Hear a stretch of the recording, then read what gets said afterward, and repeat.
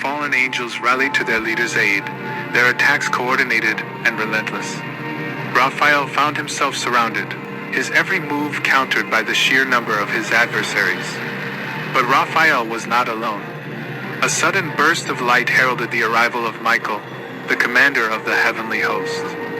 With a shout, Michael joined the fray, his sword blazing with holy fire.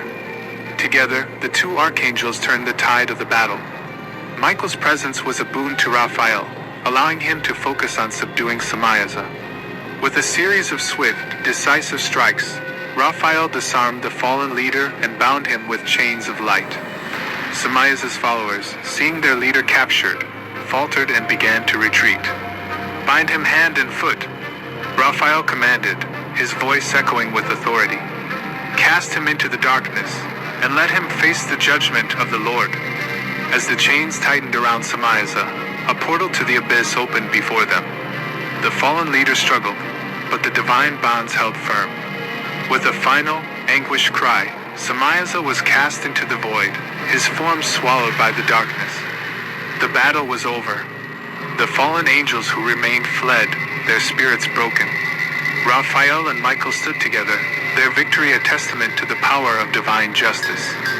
"The earth will heal," Raphael said, his voice softening. "The corruption wrought by Azazel and Samiaza will be cleansed. Mankind will be given a chance to start anew." Michael nodded. "The Lord's will has been done. Let us return to the heavens and proclaim the healing of the earth." With that, the two archangels took to the sky, their wings carrying them back to the celestial realm. Below, the desert of Dudiel lay quiet and still, a place of desolation and judgment, but also of hope and renewal. As they ascended, Raphael could feel the burden of his mission lifting. The fallen had been defeated, and the earth would be restored. It was a victory not just for the angels, but for all of creation. In the early days of the world, before the corruption of men, life was simpler. People lived in harmony with the earth, their needs modest and their hearts pure. The earth provided for them, and they revered the natural order.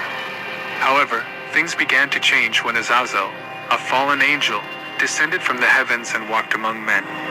Azazel was not like the other angels.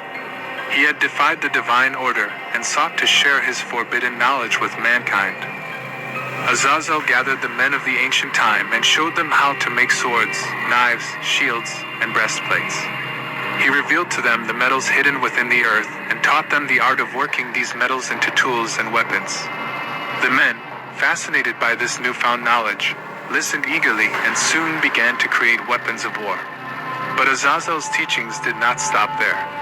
He showed them how to craft bracelets and ornaments from these metals, and introduced them to the use of antimony, a substance that could be used to beautify the eyelids. He taught them about all kinds of costly stones and various coloring tinctures. With this knowledge, men began to adorn themselves and their homes, seeking to outdo one another in displays of wealth and beauty. As these teachings spread, a change began to take hold of the people.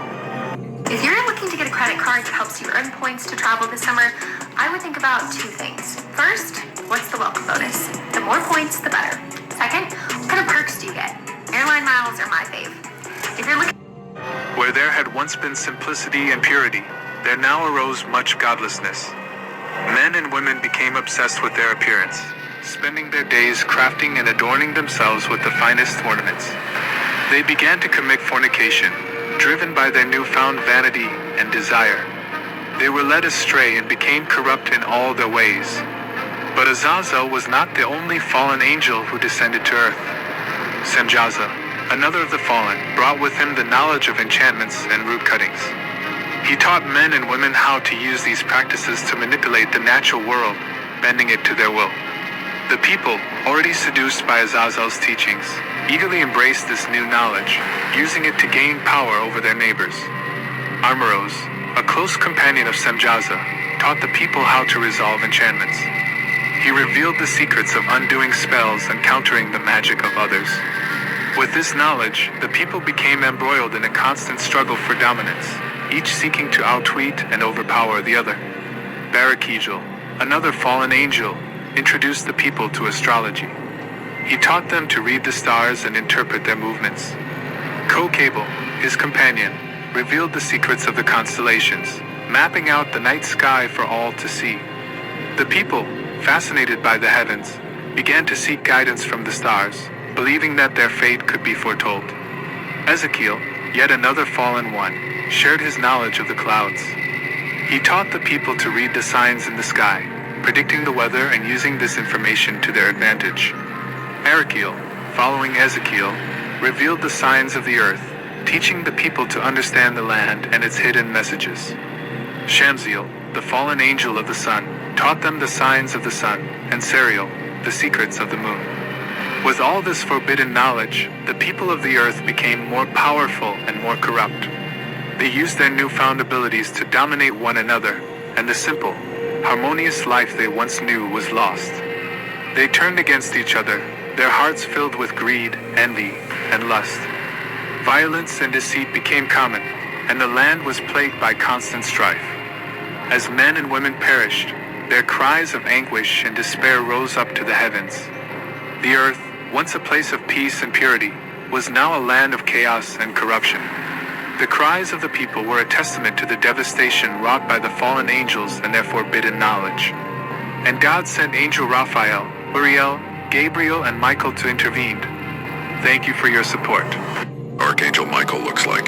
The 10th chapter in the book of Daniel describes the Archangel Michael as looking like a man made out of solid crystals. Daniel describes Archangel Michael as looking like a crystal known as beryl.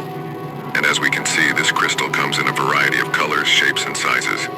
Here are the exact words of Daniel when he encountered Archangel Michael. When I looked up, I saw a man dressed in linen, and he had a belt made of gold from Uphaz around his waist. His body was like beryl. His face looked like lightning. His eyes were like flaming torches. His arms and legs looked like polished bronze. When he spoke, his voice sounded like the roar of a crowd.